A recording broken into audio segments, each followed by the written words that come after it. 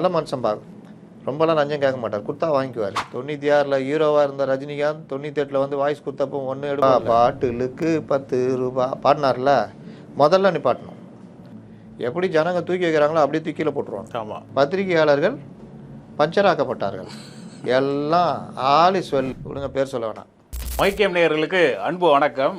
நேற்று வந்து election ரிசல்ட்லாம் release ஆச்சு. யாரும் எதிர்பார்க்காத வண்ணம் தாவேகா வந்து பெரும்பான்மையாக 108 இடங்களை பிடிச்சிருக்காங்க. ஹை மார்ஜினில் ஜெயித்ததுலேருந்து ஒரு ஓட்டில் ஜெயிச்சது வரையும் இந்த தேர்தலில் வந்து பல சுவாரஸ்யமான சம்பவங்கள்லாம் நடந்திருக்கு. நேற்று பேசினதோட தொடர்ச்சியாக இன்றைக்கி இன்னும் டீட்டெயிலாக தேர்தல் முடிவுகளை பற்றி பேசலாம். வாங்க வீடியோக்குள்ளே போகலாம். ஸ்கிப் பண்ணாமல் லாஸ்ட் வரையும் பாருங்கள். வணக்கம் சார். வணக்கம் சார். நேற்று எலெக்ஷன் ரிசல்ட் ரிலீஸ் ஆச்சு. அதிசயமாக யாரும் எதிர்பார்க்காத வண்ணம் தாவேகா வந்து 108 இடங்களை பிடிச்சது நம்ம கூட பேசியிருந்தோம். அதோட தொடர்ச்சியாக இன்றைக்கி வந்து கண்டினியூ பண்ணுவோம். தாவேகா ஜெயித்த 108 இடங்களை பார்த்தோம்னா இரண்டாம் இடம் வந்து முதலிடம் தாவேகா, இரண்டாம் இடம் வந்து மேக்சிமம் டிஎம்கே தான் வந்திருக்கு. ஏடிஎம்கே மூணாவது இடத்துக்கு போயிருக்கு. இப்போ நீங்கள் சொல்கிற மாதிரி தாவேகா வந்து டிஎம்கே ஓட்டை பிரிக்கும், அது வந்து ஏடிஎம்கே சாதுன்னு சொல்லியிருந்தீங்க. அப்படி ஆனால் இங்கே நடக்கலையே. அதாவது ஆக்சுவலாக எல்லாருமே அப்படி தான் கணக்கு போட்டாங்க. நான் மட்டும் இல்லை, எல்லாருமே போட்டாங்க. ஆனால் ஆன்டி இன்கம்பன்சின்றதை பெரும்பாலும் ஏடிஎம்கேக்கு போகாமல் இவர்கள்ட்டே தங்கியிருக்கு. மக்கள் வந்து ஒரு மாற்றத்தை எதிர்பார்த்துருக்காங்க. அது எல்லாருக்கும் சேர்த்து வச்சு செஞ்சு விட்டாங்க. நீங்கள் பார்த்தீங்கன்னா அப்படி இருக்காது. இன்னும் நுணுக்கமாக போனீங்கன்னா சென்னையில் இருக்க தொகுதிகள் மட்டும் நேற்று நான் எடுத்தேன். அதில் பார்த்தா பெரும்பாலும் திமுக அதிமுக ரெண்டு பேர்லேருந்து பிரிச்சிருக்காங்க. இப்போ நீங்கள் பார்த்தீங்கன்னா கும்மிடி பூண்டி எடுத்திங்கன்னா திமுகவுடைய கோட்டை. அங்கே கோவிந்தராஜன் 1,25,000 ஓட்டு வாங்கியிருக்காரு. 27,000 டிஃப்ரென்ஸில் ஜெயிச்சிருக்காங்க. டிஃப்ரெண்ட்டு இப்போ சொல்கிறேன். போன தடவை 2021 1,25,000 வாங்கியிருக்காரு. இந்த தடவை அதே டிஎம்கே கோவிந்தராஜன் 62,000 வாங்கியிருக்காரு. எஸ்ஐஆரில் ரொம்ப இது போயிருக்கு ஒரு பக்கம். இன்னொரு பக்கம் பாருங்கள், 60,000 ஓட்டு போச்சு. அதே மாதிரி ஏடிஎம்கே அப்போ பாமக இருக்குது 75,000. இப்போ ஏடிஎம்கே வாங்கினது 66,000. அப்போ இங்கே யார் ஓட்டை பிரிச்சிருக்காங்க? டிஎம்கே ஓட்டை தான் பிரிச்சிருக்காங்க. அப்போ நகர்ப்புறங்களில் சென்னை, இது செங்கல்பட்டு, காஞ்சிபுரம், அந்த நார்த்து ஃபுல்லாகவே டிஎம்கே காலி. தென் மாவட்டங்களில் ஏடிஎம்கே தான் காலி. கொங்குல ஏடிஎம்கே காலி. இந்த மாதிரி பல இது பண்ணியிருக்காங்க. நீங்கள் இதில் இன்னொன்று பார்த்தீங்கன்னா, இப்போ சென்னை மட்டும் நான் எடுத்திருக்கேன். சென்னையில் தாவேகா இது நாம் தமிழர் கட்சியுடைய ஓட்டு பாதி பாதி பாதி போச்சு. எல்லா இடத்துலையும் பாதி பாதி போச்சு. இப்போ பொன்னேரி எடுத்துக்கிட்டிங்கன்னா துரை சந்திரசேகர் காங்கிரஸ் 93,000 ஓட்டு வாங்கியிருக்காரு 2021. இந்த தடவை காங்கிரஸ் அதே இது 54,000 ஓட்டு வாங்கியிருக்கு. அப்போ கிட்டத்தட்ட 40,000 ஓட்டு போச்சு. இங்கே டாக்டர் ரவி 1,10,000 வாங்கியிருக்காரு. வித்தியாசமே 55,000. ஆமாம். திமுக 84,000. இது ஏடிஎம்கே பல்ராமன் 84,000. இந்த தடவை 51,000. 30,000 போச்சு. எஸ்ஐஆரில் போனது எல்லாம் பார்த்தீங்கன்னா இவங்க ரெண்டு பேருந்து பிரிச்சிருக்காங்களா? ஆமாம். இந்த மாதிரி ஒவ்வொருத்தரும் இப்போ திருவள்ளூர் எடுத்துக்கிட்டிங்கன்னா ராஜேந்திரன் டிஎம்கே 1,06,000 ஓட்டு வாங்கியிருக்காரு. இந்த தடவை ராஜேந்திரன் 67,000 ஓட்டு வாங்கியிருக்காரு. 50,000 போச்சா? ஆமாம். அருண்குமார் 92, 190. நம்ம டாக்டர் அருண்குமார் 24,000 டிஃப்ரென்ஸு. அங்கே காங்கிரஸ் இது ஏடிஎம்கே ரமணா போன தடவை வாங்கினது ரொம்ப கம்மி, 24,000. இந்த தடவை ஏடிஎம்கே வாங்கினது கிட்டத்தட்ட 84,000. இந்த தடவை 56,000. அதில் ஒரு 28,000 போச்சா? ஆமாம். இப்படி தான் ரெண்டு பேருக்கிட்டையுமே அங்கங்கே எடுத்திருக்காங்க. என்டிகே அதில் பாதி போச்சு. ஆனால் சார், இப்போது இரண்டாம் இடம் மூன்றாம் இடம் வரும்போது திமுக அதிமுகன்னு வரும்போது அவங்களுக்குள்ளேயே அந்த மார்ஜின் வந்து வேரி ஆகுதில்ல. திமுக அதிகமாக இருக்குது, ஏடிஎம்கே கம்மியாக இருக்குது அப்படின்றத பார்க்க முடியுதில்ல. திமுக அதிகமாக இருக்கிறதுக்கு காரணம் இப்போ நம்ம சொன்னோம்ல, இஸ்லாமியர்கள் வாக்குகள் அதிகமாக இருந்தால் இவங்களுக்கு திரும்ப அந்த மாதிரிலாம் இஸ்லாமியர் வாக்குலாம் தாவேகா வரல. சென்னையில் நான் சென்னை மட்டும் பார்த்தேன். ஓகே. சென்னையில் இஸ்லாமியர் வாக்குகள் அப்படியே ஏடிஎம்கேக்கு தான் தங்கியிருக்கு. சரி, டிஎம்கேக்கு தான் தங்கியிருக்கு. டிவிகேக்கு அது போகல. மற்ற இப்போ பட்டியலின மக்கள், இந்த குடிசை பகுதி மக்கள், மற்ற இது அந்த மாதிரி தான் வந்திருக்குது. அப்போ அந்த மார்ஜினுக்கு என்ன காரணம்? தாவேகா அதிக மார்ஜினில் ஜெயிக்கிறதுக்கு அது காரணம் வந்து உங்களுக்கு ஏடிஎம்கே வாக்கு பிரிச்சிடுறாங்க, இவங்கள்ட்ட வந்து எடுத்துடுறாங்க. இவங்களதும் எஸ்ஐஆர்லேயும் குறைஞ்சிச்சு.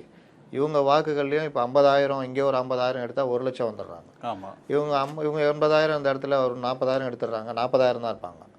அவர் இங்கேயும் எடுக்கிறார் அங்கேயும் எடுக்கிறாருன்னா 80,000 போடுவார். அப்போ 40,000 அடுத்து ஏடிஎம்கே பார்த்தா 30,000 அவர் 80,000னா 40,000 வாக்கு வித்தியாசம். அப்போ நீங்கள் சொல்கிற மாதிரி பார்த்தா தாவேகாவை தனியாக எடுத்துகிட்டு பார்த்தா இவங்க 2 பேருக்குள்ளே பார்த்தா டிஎம்கே தானே ஜெயிக்கிற மாதிரி இருக்குது. நீங்கள் சொன்னது வாய்ப்பே இல்லை. ஓட் பர்சன்டேஜ்லேருந்து எல்லாத்தையும் எடுத்துக்கிட்டிங்கன்னா நீங்கள் எல்லா இடத்துலையுமே 90,000 80,000 டிவிக்கு வாங்கியிருக்கு, 50,000 40,000 இப்படி அவங்க 45,000 வந்திருப்பாங்க, இவங்க 18,000 வந்திருப்பாங்க ஏடிஎம்கே. அந்த மாதிரி தான் வந்துகிட்டே இருக்கும். அந்த 90,000 எடுத்துக்கிட்டிங்கன்னா அதில் பிரியறது வந்து ஏடிஎம்கேக்கு தான் மேக்ஸிமம் போயிருக்கும், டிஎம்கே கம்மியாக வந்திருக்கும்னு சொல்லிட்டு 2 பேர்த்தையுமே எடுத்திருக்காங்க. இல்லை இப்போ டிவிக்கு ஓட்டை தனியாக எடுத்துட்டா இவங்க 2 பேருக்கு வரும்போது அந்த ஓட்டை பிரிக்கும் போது மெஜாரிட்டி ஏடிஎம்கேக்கு போயிருக்குன்னு சொல்கிறீங்களான்னு கேட்குறேன். ஏடிஎம்கே வந்து எப்போவுமே செகண்ட் பிளேஸ்லேயே இருந்திருக்காங்க. சென்னையெல்லாம் எடுத்துக்கிட்டா, சென்னை மட்டும் சொல்கிறேன். அப்போ வந்து 2 பேருடைய வித்தியாசமே பயங்கரமாக இருந்திருக்கு. 1,05,000 55,000 50,000 வித்தியாசம். 50,000 வித்தியாசம். அதில் 30,000 ஏடிஎம்கேட்டையும் அங்கே 50,000 எடுத்தால் அவங்க 50,000 இருப்பாங்க, இவங்கள்ட்ட 30,000 எடுத்தால் 20,000 போயிடுவாங்க. அவன் வந்து 85,000 90,000 மேலே இருப்பான். இதுதான் தெரிதா அந்த வித்தியாசம். அதனால் அவங்களை பார்க்கறதுக்கு அப்படி தெரியுது. ஓகே. ஆனால் திமுக அதனுடைய அவங்க வாக்கை தக்க வச்சுருக்காங்க. ஓட் பர்சன்டேஜ் டோட்டலாக பார்த்தா இப்போ ஏடிஎம்கே எடுத்தால் 21.2. இது கிட்டத்தட்ட பார்லிமெண்ட் 2024 எலெக்ஷனுடைய எண்ணிக்கை. டிஎம்கே எடுத்துக்கிட்டால் 24.1, 2% குறைஞ்சிச்சு. 26 வச்சுருந்தாங்க, இப்போ 24.1, 2% டிஎம்கேக்கு போயிடுச்சு டோட்டலாக. காங்கிரஸ் எடுத்துக்கிட்டால் கிட்டத்தட்ட 6-8% கிட்ட வச்சுருந்தாங்க, இப்போ 3.3 போச்சா. வேறு யார்? விசிகா 2.3% பார்லிமெண்ட் எலெக்ஷனில் வச்சுருந்தாங்க, இப்போ 1.9.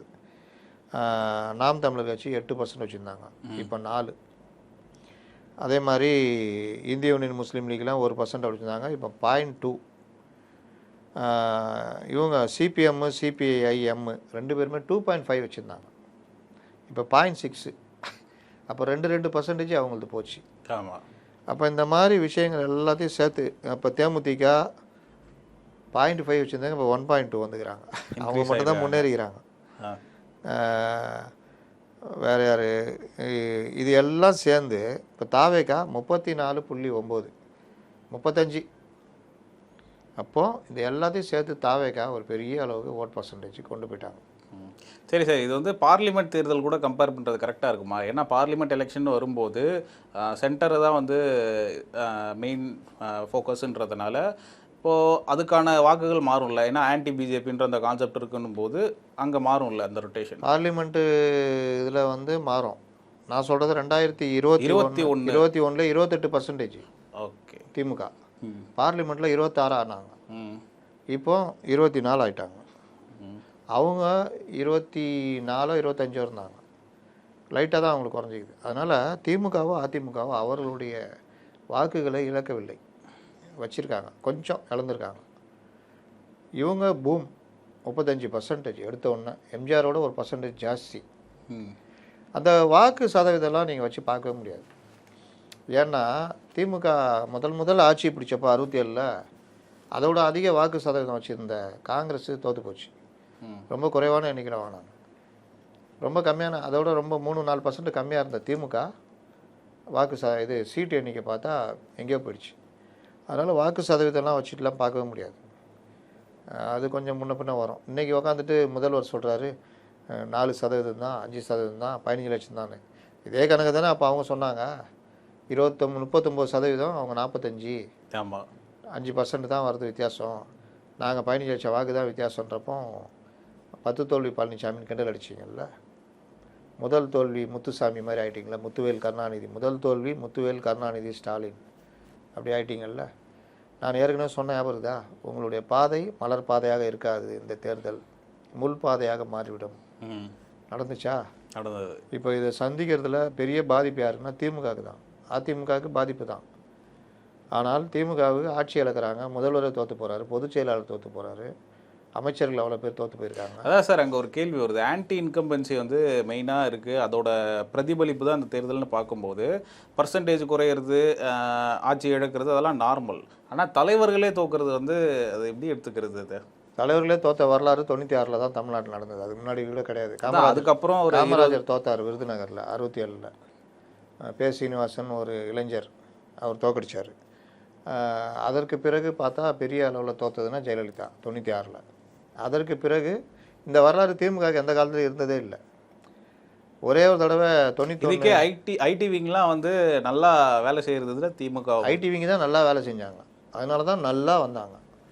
டிவிகேவும் வந்து நல்லா தானே வேலை செஞ்சு அது பாசிட்டிவ். அது வேற அடுத்த கட்டத்துக்கு போகிறாங்க. ஜென்சி இது இன்னைக்கு கூட ஒருத்தர் கட்டுரை எழுதியிருக்காரு. ஜென்சி இது இன்ஸ்டாகிராம் எப்படி அவங்களுக்கு ஒர்க் பண்ணுச்சு, இவங்க எப்படி பூமராக இருந்தாங்க. ஐடிவிங்க அதை தாண்டி ட்விட்டரில் ஆக்டிவாக இருந்தது. ஆனால் இன்ஸ்டாவில் ஆக்டிவாக இருந்தது டிவிக்கே. அப்போ இன்ஸ்டாவில் ஒவ்வொரு சின்ன சின்ன விஷயங்களும் பார்க்குறதுக்கு மாறுற மாதிரி விஜய் இது பாட்டு அது இதுன்னு ஒருத்தட்ட போட்டால் லட்சக்கணக்கில் பரவுறது. இப்படிலாம் கொண்டு போய் சேர்த்தாங்க. அவங்க தெரிஞ்சு செஞ்சாங்களோ தெரியாமல் செஞ்சாங்களோ பண்ணாங்க. ஆனால் இவர்கள் அரசியல் விவாத மேடைனா ட்விட்டரில் இவங்க களமாடிருந்தாங்க. இது எதுலேயுமே களமாடாமல் சுற்றி இருந்தது அதிமுக. ரொம்ப பேர் நம்ம வாசகர் சொல்கிறாங்க, என்னங்க நீங்கள் எடப்பாடி பழனிசாமியை கண்டிக்க மாட்டே, அதை உட்காந்து கஷ்டப்பட்டுக்கிட்டு இருக்காரு. 325 தொகுதி போயிருக்காரு அவர். 234 தொகுதியை மொதல் தடவை 195, ரெண்டாவது தடவை 135, 330 தடவை போயிருக்காரு. அந்த அளவுக்கு யாராவது அதிமுகவில் போனாங்கன்னா போகல. அந்த இம்பாக்ட் ஏன் சார் எலெக்ஷனில் வரல? வந்துருக்குது. அதனால தான் அந்த அடி பெரிய அடி வராமல் தப்பிச்சிருக்காங்க. ஆனால் லாஸ்ட் டைமை விட அலை வந்து இருக்குல்ல, அலை வரும்போது நீங்கள் திமுகவை ரெண்டாக பொழந்துட்டு வந்த நம்ம இவர் வைகோ, இளைஞர்கள் அதிகமாக வச்சுருந்த வைகோ, 19 மாவட்ட செயலாளர் வச்சுருந்த வைகோ, ஒரு அலை வரும் பொழுது அந்த அலை திமுகவுக்கு சாதகமாக மட்டும் மாறுது. ஏடிஎம்கே ஒன்றும் இல்லாமல் போகுது, வைகோ அதோட ஒன்றும் இல்லாமல் போகிறாரு. அப்போ அவர் 2 பேருமே நல்ல பர்சன்டேஜ் வச்சுருந்த வாக்காளர்கள் தான், அது தலைவர்கள் தான் எல்லாம் தான். ஏங்க அவ்வளோ ஆட்சியில் இருந்த அதிமுக காங்கிரஸ் கூட நிற்கிது, ஓரளவு தோக்க வேண்டியதானுங்க. திமுக தான் ரெண்டாக பொழந்துருக்குல்ல, அப்போ திமுக ஓரளவு தானே ஜெயிக்கணும். ஆனால் பெரிய அலை மாதிரி அடித்து ஜெயிக்கிறாங்க. 2 பேருமே ஒன்றும் இல்லாமல் போகிறாங்கல்ல. எம்எல்ஏ ஜெயிக்க முடியாத அளவுக்குலாம் போச்சு இல்லை. ஜெயலலிதா 2 தொகுதியிலும் தோற்று போனாங்க. ஆனால் அது காலம் மாறுது, அது எதுவும் பெருசாக சேஞ்சஸ் பண்ணாங்க. என்ன காலம் மாறு இல்லை, அப்போ இருந்த காலம் வேறு, சூழ்நிலை வேறு. இப்போ இருந்த இது மாதிரி இப்போ இன்ஸ்டா காலத்துக்கு ஏற்ற மாதிரி சுச்சுவேஷன் மாறுமே தவிர புற காரணங்கள் தாங்க மாறும். மக்கள் மனநிலைன்றது ஒரே மாதிரி தான் இருக்கும். அன்னைக்கு ஒரு வகையான மனநிலை ரஜினி இருந்தார், ஃபேக்டராக இருந்தார். இன்றைக்கி விஜய் ஃபேக்டராக இருக்கார். அதே மாதிரி கொடுத்துருக்காங்க. ஆனால் இப்போ 77 எம்ஜிஆருக்கு ஒரு ஆட்சி மாற்றத்தை கொடுக்கும்போது 135 கொடுத்தாங்க, 132 கொடுத்தாங்க. 4 முனை போட்டி. அப்போ எம்ஜிஆர் அடிச்சுட்டு வந்தார். 132 சீட் 4 முனை போட்டியாக இருந்தாலும் எம்ஜிஆர் ஒரு 80 சீட் அப்படி ஜெயிக்கல. எம்ஜிஆருக்கு மட்டும் முழு மெஜாரிட்டி கொடுத்தாங்க. டிஎம்கேக்கு 48 தான் கொடுத்தாங்க. அப்போவும் கலைஞர் இது மாதிரி சொல்லியிருந்தார் பர்சன்டேஜெலாம் வச்சுக்கிட்டு. அப்போது எம்ஜிஆருக்கு முழு மெஜாரிட்டி கொடுத்த இந்த மக்கள் தான் இன்றைக்கி இவ்வளோ பெரிய அலைன்றாங்க. இதை எப்படி எல்லோரும் பார்க்குறாங்கன்னா 0 to 108, அதனால தான் இது பெருசாக பார்க்கப்படுது. கட்சி ஆரம்பித்தார், 2 வருஷத்தில் ஆட்சி பிடிச்சிட்டாரு. கட்சி ஆரம்பித்தார், 2 வருஷத்தில் 2 பெரிய கட்சியில் ஓரம் கட்டிட்டு ஒரு கட்சி ஆட்சி இலக்க வச்சுட்டு 35% வாங்கிட்டு 106, 108 தொகுதி ஜெயிச்சிருக்காரு. இப்படி தான் பார்க்குறாங்க. ஆனால் கட்சி ஆரம்பித்து இந்த வளர்ச்சி பெரிய வளர்ச்சி. ஆனால் அவருக்கு மெஜாரிட்டி கொடுக்கல மக்கள். அது காரணம் என்னென்னா 2 பேரும் வெயிட்டாக இருக்காங்க, டிஎம்கே ஏடிஎம்கேவும். அப்போ டிஎம்கே கொஞ்சம் ஒர்க் பண்ணியிருந்தாங்கன்னா கூடுதலாக சீட்டு ஜெயிச்சிருக்கலாம். ஆனால் கடுமையான ஒர்க் பண்ணியிருக்காங்க டிஎம்கே. நீங்கள் பிஜேபியை எதிரியாக நிறுத்தி இஸ்லாமிய சிறுபான்மை மக்களை கூட வச்சுக்கிட்டதுடைய விளைவு தான் உங்களுக்கு அந்த சீட்டு மெஜாரிட்டி கிடைக்கல டிவிகேக்கு. நீங்கள் வாணியம்பாடி தான் நான் உதாரணம் சொல்லுவேன். 2000 வாக்கு வித்தியாசத்தில் தோக்குறாரு அந்த வேட்பாளர், அவரும் இஸ்லாமியர். அங்கே ஐயுஎம்எல் நிப்பாட்டுறாங்க. ஜமாத்து ஃபுல்லாக அவருக்கு போடுது, திமுகவுக்கு போடுது. இஸ்லாமிய வேட்பாளருக்கு விழுந்தாலும் ஆனாலும் இஸ்லாமியர்கள் தனிப்பட்ட முறையில் திமுகவுக்கு தான் போடுறாங்க. சென்னையில் பல தொகுதிகளில் அப்படி தான் வேட்பாளர்களுக்கு எடுத்து பார்த்தீங்கன்னா இஸ்லாமிய தொகுதிகள் ஃபுல்லாக போட்டி அவங்க சைடு மிரண்டு போய்ட்டுருக்காங்க. இஸ்லாமியர்கள் இல்லாத பகுதிகளில் இவங்களுக்கு விழுந்துருக்குது. அப்போது இதனால தான் இப்படி அப்படி இல்லாமல் ஒரு மாதிரி வந்துட்டாங்க. அப்போ பாளையங்கோட்டையில் எடுத்துக்கிட்டிங்கன்னா கடுமையான கோபம் அப்துல் வகாப் மேலே. ஆனால் அப்துல் வகாப் ஜெயிக்கிறாரு. தாவேகா எல்லா இடத்துலையும் ஜெயிக்குது, பாளையங்கோட்டையில் ஜெயிக்க முடியல. ஏன்னா மேலப்பாளையம் ஒரு குறிப்பிட்ட ஒரு இதில் வந்து பொட்டியை திறந்தோன்னே ஃபுல்லாக திமுக. இருக்கிறதுலே வாக்குப்பதிவு கம்மியாக பதிவானது அந்த தொகுதி தான். அதனால் இந்த இதை வந்து ரொம்ப டீப்பாக அனலைஸ் பண்ணணும், ஒவ்வொரு விஷயத்தையுமே, ஒவ்வொரு காரணிகளையுமே. இதை நம்மளை விட தாவேகா பண்ணணும்.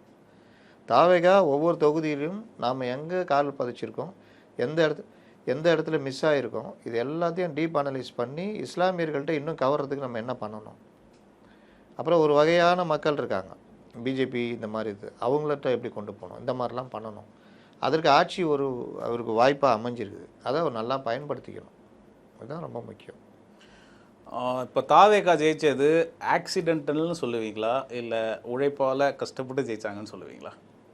ஏங்க, எந்த ஒரு வெற்றிக்கு பின்னாடியும் கொஞ்சம் உழைப்பு இருக்குங்க. அது கூடுதலாக குறைச்சலோ இல்லை மற்றவர் மேலே உள்ள கோவம். அவங்க கிட்ட நம்ம ஒர்க் அந்த அளவுக்கு பண்ணல அப்படின்ற ஒரு விமர்சனம் வந்து எல்லாருமே வச்சிருந்தாங்க. இன்ஃப்ராஸ்ட்ரக்சர் இல்லை, பிரச்சாரமும் சரியில்லை. ஆனால் ஒரு வேலையை நல்லா பண்ணிட்டாங்க.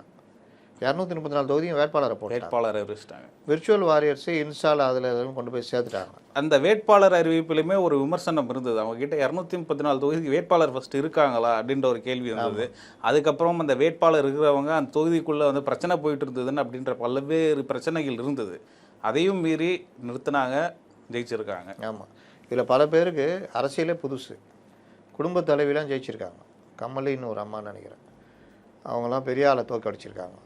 அப்போ அந்த மாதிரி இதெல்லாம் பார்த்தீங்கன்னா, குடும்பத் தலைவர், ஆட்டோ ஓட்டுநர், மளிகை கடை வச்சுருந்தவர், இந்த தடவை தான் தேர்தலையே பார்த்தவங்க அதானே அதிகம்.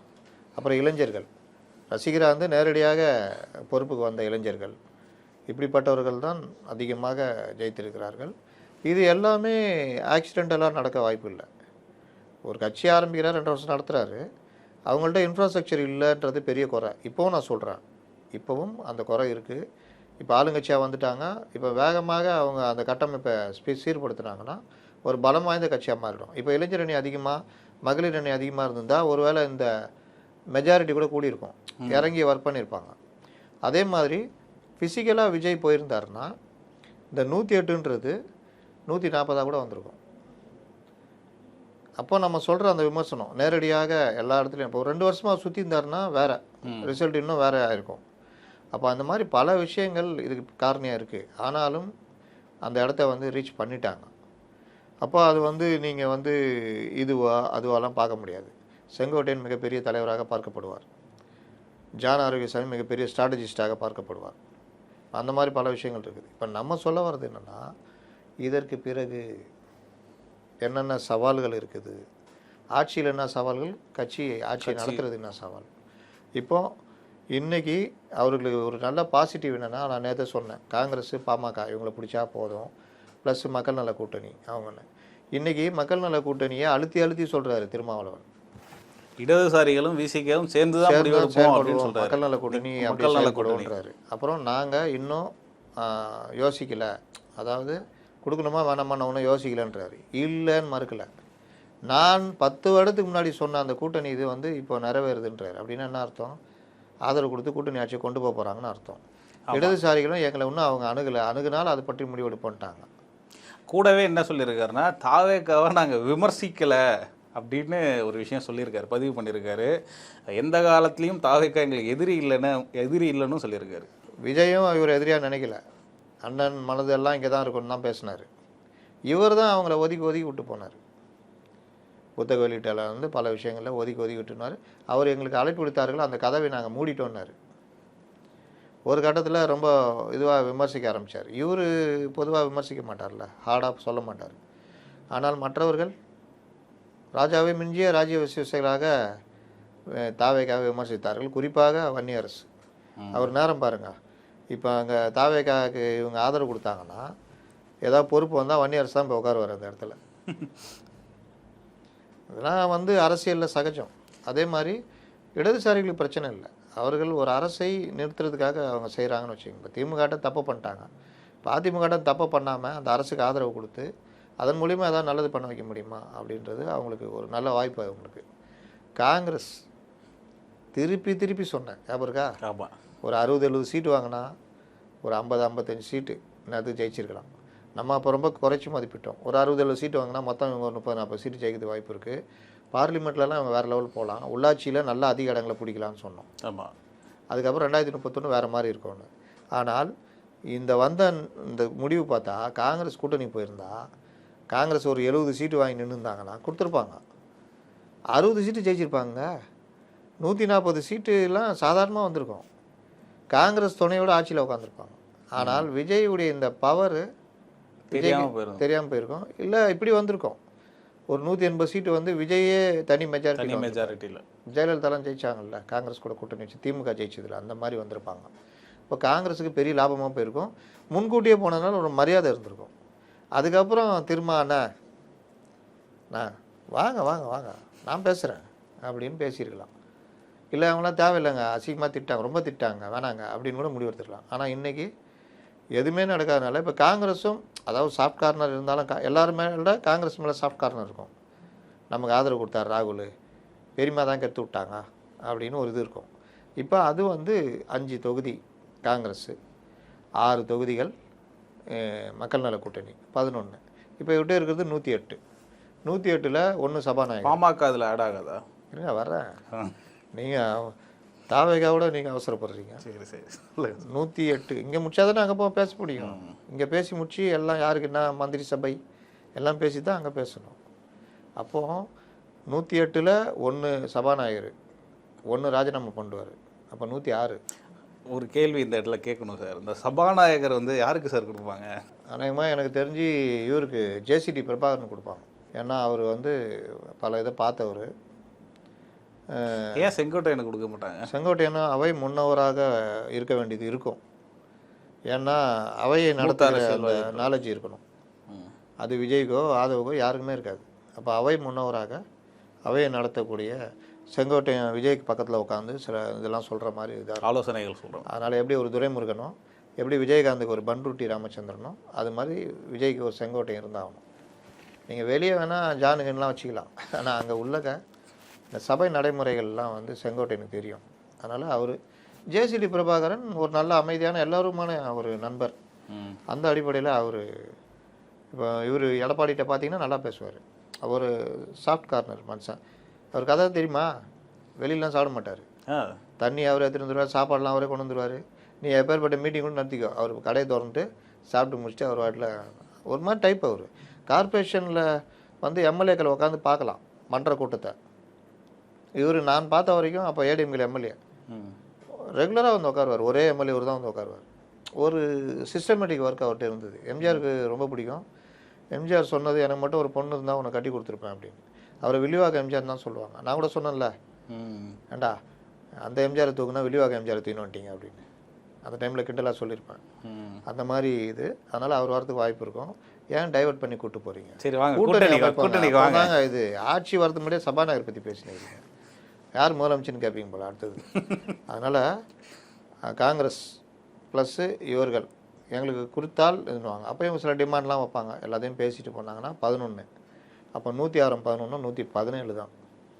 அதுக்கே ஒன்று தேவை. அப்போ 118 முடிச்சிட்டுலாம் நடத்த முடியாது. என்னைக்கு எவன் எப்போ கோச்சின்னு போக தெரியாது. அதனால் கூடுதலாக அப்போ பாமக ஒரு 4 வச்சுருக்காங்களா 5 வச்சுருக்காங்க. 4 வச்சுருக்காங்க. 4 ஒன்று காண போயிடுச்சா? ஆமாம் 4 தான். அப்போ பாமக அவங்கள்ட்ட பேசுனாங்கன்னா, நேற்று சொன்னோம்ல அன்னி சௌமியாவுக்கு சுகாதாரத்துறை அமைச்சர் அப்படின்னா பேசலாம், பேசி கொண்டு வரலாம். அமமுக ஆதரவும் கேட்கலாம்.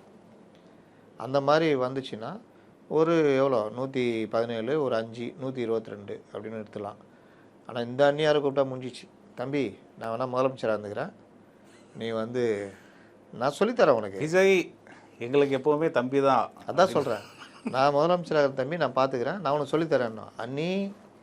அண்ணன் விஜயகாந்தை நீங்கள் பண்ணதே போதும், நீங்கள் விடுங்க அண்ணி அப்படின்வாங்க. இல்லை தம்பி நான் பார்த்துக்கிறேன், இல்லைன்னா உள்துறையெல்லாம் என்கிட்ட கொடுத்துரு, நான் உனக்கு ஆதரவு கொடுக்குறேன். அப்புறம் அடுத்த ராஜ்யசபா 3 வருது, உனக்கு 3 ராஜ்யசபா வரும். அதில் ஒன்றில் வந்து தம்பி பிரபாகரன் ஆக்கிடு. இந்த அளவுக்குலாம் டிமாண்ட் வைப்பாங்க. ரொம்ப எதிர்பார்த்த தொகுதி ஒன்று. இல்லாட்டி திருச்சி கிழக்கில் தம்பியை நிற்க வச்சிரு, அவரே ஒரு அமைச்சர் ஆகிடு, என்னே ஒரு அமைச்சர் ஆகிடு அப்படின்னு. அதனால் அந்நியாருடைய ஆசைகள் கடல் அளவு. அதனால் எப்படின்னு தெரியல, சொல்ல முடியாது. அவங்களையும் கூப்பிட்டுக்கலாம். ஏன்னா நமக்கு தேவை அந்த ஆதரவு வேணும்னு. சரி சார், இப்போ கூட்டணி சின்ன சின்ன கட்சிகளை வச்சு சொன்னீங்க கூட்டணி ஃபார்ம் ஆகிறதுக்கு. இப்போ ஒரு பேச்சு வருதே சார், ஏடிஎம்கேலேருந்து ஒரு 15-16 பேரை இந்த சைடு வளைச்சி போட்டு கூட்டணி ஃபார்ம் பண்ணி இப்படி வந்தவொடனே சபாநாயகர் என்ன பண்ணுவார், எல்லாரும் தகுதி நீக்கம் பண்ணுவார். 2/3 மெஜாரிட்டி வேணும்ல. கட்சி தாவல் தடை சட்டத்துக்கு நேற்று கூட ஒரு சேனலில் ஒரு நாளறிந்த ஒரு ஏன் இந்த கேள்வி கேட்டேன்னா, நம்மளே பேசியிருக்கோம் கட்சி தாவல் தடை சட்டத்தை பற்றி ஒரு பேச்சு அடிபடுது, அதனால கேட்டேன். நம்ம பஞ்சாப் பற்றி பேசும்போது பேசியிருக்கோம் கரெக்டாக. ஆமாம், டீட்டெயிலாக பேசியிருந்தோம். அதாவது நேற்று கூட நான் ட்வீட் பண்ணேன். ஒரு பிரபல தொலைக்காட்சியில் நீங்கள் பார்த்தீங்கன்னா ஒரு பிரபல பத்திரிகையாளர் சொல்கிறாரு, இருக்கிறதே வீக்காக இருக்கிறது வந்து அதிமுகவும். எப்படி இவங்க எண்ணத்தெல்லாம் பாருங்கள், அதுலேருந்து 16 பேரை உடச்சி கொண்டு வந்துடலாமா. 16 பேர். ஆமாம், கொண்டு வந்துட்டா இவங்களுக்கு பிரச்சனையே இருக்காது, கட்சி தாவல் தடை சட்டமும் வராதுன்னு அவர் பேசுகிறாரு. அவர் பேசினோன்னே நெறியாளர், பிரபல பத்திரிகையாளர், அவர் எல்லாத்துலேயுமே இருந்தவர், அவராவது அதை சொல்லணும்ல, அப்படி வராது இருக்காதுன்னு. அவரும் ஒன்றும் இது பண்ணல. அதனால் இந்த பாருங்க, கட்சி தாவல் தடை சட்டம் அறியாமல் ஒரு விவாதம். அப்போ மினிமம் 30 பேராவது வரணும். அதாவது 2003 வருஷம் அப்போ தான் இந்த இதெல்லாம் வருது, ஆட்சி கலைப்பு பொம்மை, எஸ்ஆர் பொம்மை இதிலலாம் வருது. ஆட்சி கலைப்பு சம்மந்தமாக, கட்சி தாவல் தடை இது சம்மந்தமாலாம் ஆர்டர் வருது. அதில் சட்ட திருத்தம் வருது, 91வது சட்ட திருத்தம். அதில் வந்து பிளவு ஸ்பிளிட்டு அப்படின்றது 1/3 என்ற விதி நீக்கிட்டாங்க. 16 பேர் சொன்னால் நடக்காது, 32 பேர் வெளியே வரணும். அதாவது 30 பேர் இருந்தால் 20 பேர் வெளியே வந்தால் கட்சி தாவல் தடை சட்டம் வராது, 19 பேர் வெளியே வந்தால் மாட்டிக்குவாங்க. ஒரு சீட்டில் கூட இந்த தேர்தலே பார்த்தோம், ஒரு சீட்டில் வந்து அப்படியே மாறிடுச்சு, டிஎம்கே கிட்டேருந்து டிவிகேக்கு போயிடுச்சு. திருப்பத்தூர் தொகுதியை பொறுத்தவரை ஒரு ஓட்டு இல்லை, ஒரு ஓட்டு திருப்பி எண்ணுனாங்க, திருப்பி எண்ணாலும் அதே ஒன்று. நான் கூட உங்கள்கிட்ட கேட்டிருந்தேன் லக்கி ட்ரா வரதுக்கான வாய்ப்பு இருக்கான்ட்டு, நீங்கள் அதுக்கு பாசிபிள் இல்லைன்னு சொன்னீங்க. ஆமாம், அதை வந்திருக்கோம், கிட்டத்தட்ட வந்துடுச்சு. காயின் போட்டிருப்பாங்க. அதனால் நல்ல வேலை, அதுக்கான வாய்ப்பை யாரோ ஒருத்தர் அமெரிக்காவிலேருந்து இந்த ஓட்டு போட்டு போனாராம். சொல்ல முடியாது, அந்த ஓட்டாக கூட இருக்கலாம். இல்லாட்டி ஒரு தென்னாவட்டா காருக்குள்ளே உட்காந்தாரு ஜனங்க இது பண்ணும்போது, அதில் ஒருத்தர்லாம் எதிர்ப்பு ஓட்டு போட்டிருப்பான்ல, அந்த ஒரு ஓட்டு கூட இவருக்கு எதிராக போயிருக்கோம்ல. அதனால் எப்போவுமே நடந்துக்கணும், பார்த்து நடந்துக்கணும். இது பல பேருக்கு பாடம், ஆனால் யாரும் அந்த பாடத்தை கற்றுக்க மாட்டாங்க. எல்லாம் விட்டமின் சியை நம்பிட்டு இருப்பாங்க. நான் நேற்று சொன்ன மாதிரி வருங்காலங்களில் ஓட்டுக்கு பணன்றதை யாரும் கொடுக்க மாட்டாங்க. ஓட்டுக்கு பணம் வாங்குற ஜனங்க இங்கே வாங்கிக்கிறாங்க, அங்கேயே வாங்கிக்கிறாங்க, யாருக்கு நினச்சோமோ அவங்களுக்கு போட்டிருக்காங்க. விஜயகாந்த் அவர்கள் சொன்ன மாதிரி, விஜயகாந்த் சொன்னது விஜயகாந்த் மறைந்த 2-3 ஆண்டுகளில் நடக்குது. எல்லாம் கொடுன்னு வாங்கிட்டாங்க, யாருக்கு போடணுமோ போட்டாங்க. நம்ம செந்தில் பாலாஜிலாம் 2500 வாக்குகள் வித்தியாசத்தில் தான் ஜெயிக்கிறார், பெரிய அளவு வித்தியாசம் கூட கிடையாது. இன்னும் பலருக்கும் அந்த ஒரு பிரச்சனை இருக்குது. அதனால் இதுதான் இன்றைக்கி நிலைமை. அப்போது அதிமுக உடச்சிலாம் கொண்டு வர முடியாது, ஒன்று மட்டும் பண்ணலாம், அதிமுகவே வெளியிலேருந்து ஆதரவு கொடுக்கலாம். அதுக்கான வாய்ப்பு இருக்கா சார்? சொல்ல முடியாது, ஒரு நல்ல எண்ணத்தில் ரொம்ப தடுமாறுறாரு. ஆனால் ஒருவேளை அதிமுக 108 வாங்கியிருந்து தாவேகா இந்த மாதிரி அதிமுக மாதிரி வாங்கியிருந்தா அப்போ நீங்கள் சொல்கிற மாதிரி அதிமுக அப்ரோச் பண்ணியிருக்கோம், இவர் துணை முதல்வர், விஜய் துணை முதல்வர் அப்படின்னு அப்படி ஆயிருக்கும். இப்போ அது அப்படியே ஆப்போசிட் இருக்கிறதுனால ஏடிஎம்கே வந்து ஒரு ஈகோ இருக்காது சார். ஆல்ரெடி நம்ம இருந்தோம், புதுசாக வெளியிலேருந்து ஆதரவுங்க, உங்கள் ஆட்சிக்கு வராமல் நாங்கள் ஆதரவு கொடுக்குறோம், ஆட்சி நடத்திக்கோ, தப்பு பண்ணால் வாபஸ் வாங்கிடுவோம், அந்த மாதிரி. இப்போ டாமினேட் பண்ணவும் முடியும். நீங்கள் காங்கிரஸ் இவங்களை கூட்டு சேர விடாமல் பண்ணிக்கலாம், நாளைக்கு ஒரு கூட்டணியாக மாறிக்கலாம், 2 பேரும் பார்லிமெண்ட் எலெக்ஷனில் கூட்டணியாக மாறிக்கலாம். இந்த மாதிரி பல இது இருக்குது. அதே தான் இவங்களுக்கும் பொருந்தும். காங்கிரஸும் மக்கள் நல கூட்டணிங்க வந்துச்சு வச்சுக்கோங்க, உள்ளாட்சி தேர்தல்னு இவங்களுக்கு ஒரு வாய்ப்பு இருக்குது. ஆளுக்கு ஒரு மாநகராட்சி, 2 மாநகராட்சி, 3 மாநகராட்சின்னு இவங்களுக்கும் சுயநலம், இவங்களுக்கும் வரும் வாய்ப்பு. அவங்களுக்கும் ஆட்சியில் இவங்க தொல்லை கொடுக்காமல் தொடருவாங்க, அமைச்சர்களும் பங்கு கொடுத்துட்டா தொடருவாங்க. எங்கே சிக்கல் வரும், ஏதாவது புதிய கல்விக் கொள்கையை அனுமதிக்கிறாங்க, வேறு ஏதாவதுனா இன்னும் கத்தி எடுத்து சுற்றுவாங்க. ஆனால் எடுத்து சுற்றுவாங்களான்னு தெரியாது, ஏன்னா இவங்க 5 வருஷம் திமுகவோட எப்படி இருந்தாங்கன்னு தெரியும்ல, அதனால் சுற்றுறதுக்கு வாய்ப்பு இல்லை. அதனால் இந்த மாதிரி பண்ணி கொண்டு போனால் மிகப்பெரிய பலமான கட்சியாக தாவேகா கூட்டணி மாறிடும். கூட்டணி ஏன்னா பாமக ஏடிஎம் கை உடையுது, காங்கிரஸ் மக்கள் நல கூட்டணி, டிஎம்கே கண்டம் பவராக நிற்கலாம், உள்ளாட்சியை துவம்சம் பண்ணலாம், பார்லிமெண்ட்டில் ஒரு வழி பண்ணலாம். இந்த மாதிரி பல விஷயங்கள் வாய்ப்பு, எதிர்கால திட்டங்கள் இருக்குது. அப்போ கூட்டணியை கரெக்டாக இவங்க அமைச்சாங்கன்னா நடக்கும். சரி, இப்போ தாவேகா வந்து ஜெயிச்சு இப்போ போகிறாங்க, கூட்டணி வந்து அடுத்தது பேச போகிறாங்க, அதெல்லாம் இருக்குது. இப்போ தாவேகா ஆட்சிக்கு வந்தால் தாவேகா ஃபேஸ் பண்ணக்கூடிய சவால்கள் என்னென்ன ஆட்சியை பொறுத்தவரை? நேற்று கொஞ்சம் பேசியிருக்கோம். திமுக என்னென்ன தப்பு பண்ணாங்களோ அந்த தப்பை பண்ணாமல் இருக்கிறது முதல் சவால். தன்னை சுற்றி ஒரு வட்டத்தை போட்டுக்கிட்டார் முதல்வர். இன்றைக்கு அவர் கண் கலங்கி ஏறி போகிற அளவு இருக்குது, அவரே தோற்று போகிறார். அப்போது அந்த வட்டத்தை போட விடக்கூடாது. வட்டன்றது நீங்கள் அதிகாரிகள்லேருந்து எல்லாமே சொல்கிறேன், எல்லாமே கட்சிக்காரர்கள்லேருந்து எல்லாமே, எல்லாரையும் நம்பக்கூடாது, எல்லாரையும் நம்பவும் செய்யணும். உளவுத்துறையை பக்காவாக கையில் வச்சுக்கணும். நான் வந்து சொன்னது, கட்சிக்காரர்களிடம் கையில் வச்சுக்கிறதுல ஒரு கலைஞராக இருங்க, உளவுத்துறை ஆப்ரேட் பண்ணுறதுல ஒரு ஜெயலலிதாவாக இருங்க, மக்கள்கிட்ட அபிமானமாக நெருங்கிறதுல ஒரு எம்ஜிஆராக இருங்க, கட்சிக்காரர்கள் மற்ற விஷயங்களில் கனிவாக இருக்கிறதுல ஒரு அண்ணாவாக இருங்க, இன்னும் மக்கள் நல திட்டங்களில் எந்த அளவுக்கு சாதாரண மக்களுக்கு எளிமையாக இருக்கணுன்றதில் ஒரு காமராஜராக இருங்க.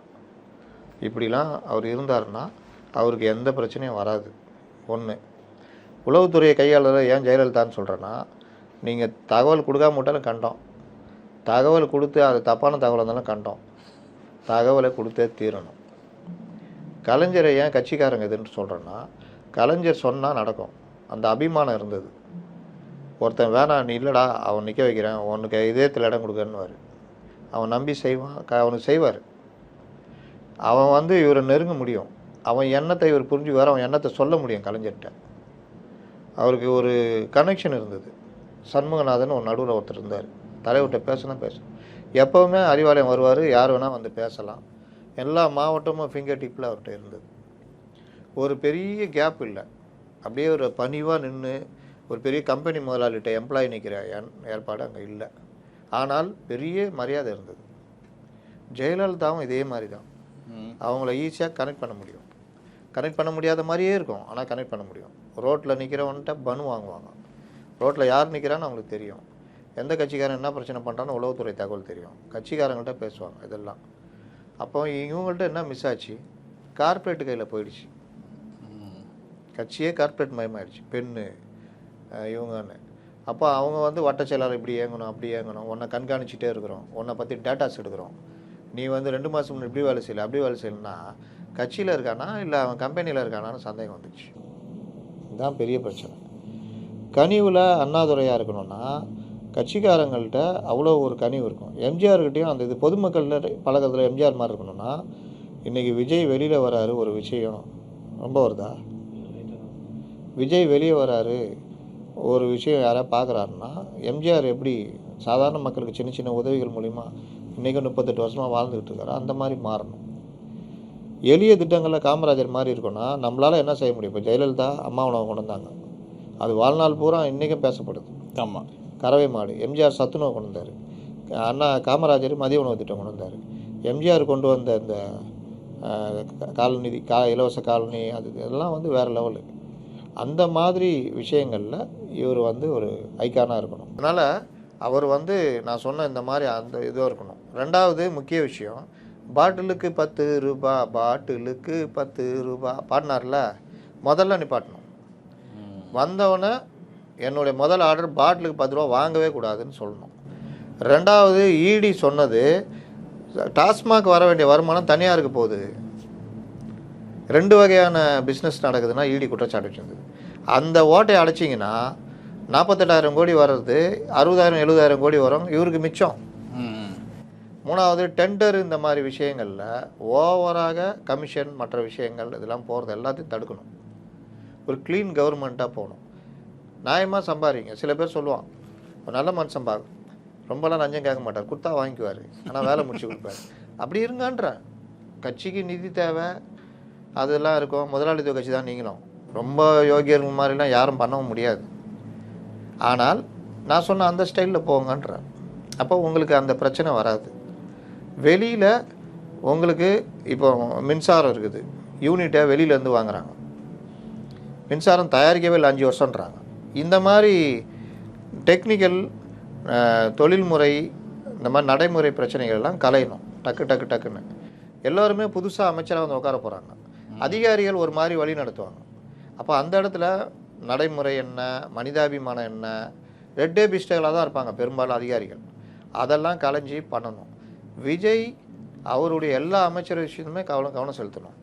எல்லாவற்றிற்கும் மேலே பத்திரிகைகளுக்கு அவர் வந்து பத்திரிகைகளை பார்த்து நடவடிக்கை எடுக்கிறாரு, ஊடகங்கள் இந்த இதெல்லாம் பார்த்து நடவடிக்கை எடுக்கிறாருன்னு பண்ணாலே உங்களுக்கு பத்திரிகைகள் வெளிப்படையாக அவர்கள் தகவலை போட ஆரம்பிப்பாங்க, பண்ண ஆரம்பிப்பாங்க. இந்த கவர்மெண்ட் என்ன நடந்ததுன்னா எதிர்கருத்துக்கள் முடக்கப்பட்டது, பத்திரிகையாளர்கள் பஞ்சராக்கப்பட்டார்கள். எல்லாம் ஆளி சொல்லு சூப்பர். ஒரு மூத்த பத்திரிகையாளர் அப்பாவும் மூலம் எங்கே போகிறோன்னா அவர் செல்ஃபோனில் படம் எடுத்துருந்தார். வாக்கிங் ஜூனியர் ஆர்டிஸ்டெலாம் போனாங்க பத்திரிகையாளர்கள். அதனால் என்ன ஆயிடுச்சுன்னா நல்லது எது கெட்டதுன்னா ஒரு காதுக்கு போகல. அவங்க அப்பா அப்படி இருக்க மாட்டார், எல்லாரையும் ஃப்ரீயாக விடுவார், அவங்கள்ட்ட கருத்தை கேட்பார், என்னங்க நடக்குது, என்ன பிரச்சனை அதுன்னு. அப்போ அவர்கிட்ட ஃப்ரீயாக பேசுவாங்க, தகவல்களை சுதந்திரமாக விட்டாங்க. அப்போ எழுத முடிஞ்சப்போ நடவடிக்கை எடுத்தப்போ ஜெயலலிதா தான் மேட்ரு. நடவடிக்கை எழுதுனா பார்த்தாங்கன்னா நடவடிக்கைன்னு அந்த இதுக்கு ஒரு மரியாதை வந்துடும். இவன் பயப்படுவான், ஐயோ பத்திரிகை நம்மளை பற்றி எழுதிட்டாங்கன்னா சிக்கல். அதிகாரி பயப்படுவான், பெரிய பெரிய ஐஏஎஸ் ஐபிஎஸ் பயப்படுவாங்க, கட்சிக்காரன் பயப்படுவான். அந்த நிலைப்பாடை விஜய் எடுக்கணும். அதனால தான் அந்த மாதிரி விஷயங்களில் ஜெயலலிதாவாக இருக்கணும், கலைஞராக இருக்கணுன்றது. அப்போ அவர் எல்லாத்தையும் கண்காணிக்கிறாருன்னா கட்சிக்காரன் பயந்துடும். ஏன்னா புதுசு, யாருக்கு என்ன செய்யணும்னு தெரியாது. தலகால் புரியாக மாடி ஆட்சி கெட்ட பேரை உருவாக்கிடுவாங்க. ஆமாம். மூணாவது விஷயம், உங்களுக்கு முன்னாடி இருக்கிற நிதிச்சுமை எப்படி சமாளிக்க போகிறீங்கன்றது. இப்போ நிதிச்சுமையை சமாளிக்கிறதுக்கு நான் சொன்ன இந்த மாதிரி விஷயங்கள்லாம், இது இல்லாமல் மாற்று பொருளாதாரம் நம்ம நேற்று பேசணும். ஆமாம், அது குறைந்தபட்சம் இந்த கல்லுக்கடையை திறக்கிறதையும் பண்ணுங்க. சீமான் சொன்னாலும் யார் சொன்னாலும் நல்லதுன்னா செய்யுங்க. அது ஒன்று. எல்லாவற்றிற்கும் மேலே லீக்கேஜஸை சரி பண்ணணும். அப்போ நல்ல நிதி அமைச்சர் போட்டு தேவையற்ற செலவினங்களை குறைக்கணும். கூடிய வரைக்கும் பந்தா செலவுகள், விளம்பரம் அதெல்லாம் வந்து குறைக்கணும். எளிமையான முதலமைச்சராக இவர் மாறணும். அது இவரை 106லேருந்து 150 கொண்டு போயிடும் 2031. ஆமாம். நீங்கள் இப்போ இவர் 6 காரில் போனார், தலையை குஞ்சிட்டு போய்கிட்டு இருப்பார். அந்த மாதிரி இவரும் போனார்னா வந்த புதுசில் எல்லாரும் ஆதரவு கொடுப்பாங்க. போக போக எப்படி பார்க்க ஆரம்பிப்பாங்கன்னா, போடா எல்லாரும் மாதிரி தான் இவரை தனியானுவாங்க. 106 குறையும். எப்படி ஜனங்க தூக்கி வைக்கிறாங்களோ அப்படியே தூக்கியில் போட்டுருவாங்க. ஆமாம். ஜெயலலிதாவுக்கு நடக்கலையா? 91 தூக்கி வச்சாங்க, எதிர்கட்சியே இல்லை, தூக்கி கீழே போட்டாங்க. 96 அந்த தூக்கி கீழே போட்டோன்னு கலைஞரை பிடிச்சி தூக்கி மேலே வச்சாங்க. 2001 தூக்கி கீழே போட்டாங்க. தூக்குவதும் இறக்குவதும் ஜனங்களுக்கு கை வந்த கலை. 96 ஹீரோவாக இருந்த ரஜினிகாந்த் 98 வந்து வாய்ஸ் கொடுத்தப்போ ஒன்றும் எடுபடல, 30 சீட்டு ஜெயிச்சது ஏடிஎம்கே. அதனால் இவங்க அவங்களாம் கணக்கு இல்லை, ஜனங்க கையில் தராசு வச்சுருக்காங்க. நீங்கள் நான் கணக்கு முடிஞ்சதா? இல்லை, அச்சு தள்ளிட்டாங்கல்ல. நான் ஏற்கனவே சொல்லியிருந்தேன், கணிப்பு தவறுனால் இதை ஒரு பாடமாக நம்ம எடுத்துக்கணும், பாடமாக மாறும். இதுன்னு நடந்துச்சா? நடந்துச்சு. அகஸ்மத்தாக சொன்னவங்களாம் இன்றைக்கி பெரிய ஆளாக பாராட்டப்பட்டுக்கிட்டு இருக்கிறான். அகஸ்மத்தாக போகிற போக்கில் சொல்லியிருந்தால ஜோசியம் சொல்கிறேன். ஜோசியத்துக்கு 2 இருக்குது இல்லை, நல்லா வருவேன், நாசமாக போவேன். நல்லா வந்துட்டு என்ன பண்ணுவீங்க? அவர் சொன்னாருங்க நல்லா வண்டன் வந்து அப்படியே அவன் பார்ப்பான், நல்லா நாசமாக போவேன்னு சில பேர் சொல்லியிருப்பான். அவனும் நல்லா இருப்பான். நல்லா வருவேன்னு சொன்னால் நாசமாக போயிருப்பான். அவன் 2 பேருமே வரமாட்டான், ஜெயிச்சவன் மட்டும் தான் வருவான். இது ஒரு டெக்னிக்கு. அதே தான் இன்றைக்கி இந்த இவங்க சும்மா போகிற போக்கில் யாரையும் ஆதரிக்க முடியாமல் தாவேக ஆதரிச்சோன்னா இன்றைக்கி பெரிய ஸ்ட்ராட்டஜிஸ்டாக இருக்கிறான். இவனுங்க பேர் சொல்ல வேணாம். அதனால் இதான் நிலமை. பார்ப்போம். அடுத்தடுத்த நிகழ்வுகளில் இன்னும் பல விஷயங்களை நம்ம அலசுவோம். அதாவது திமுக அதிமுக எங்கே மிஸ் பண்ணாங்க அப்படின்றது நம்ம அடுத்த இதில் அடுத்த நேரம் பேசலாம்.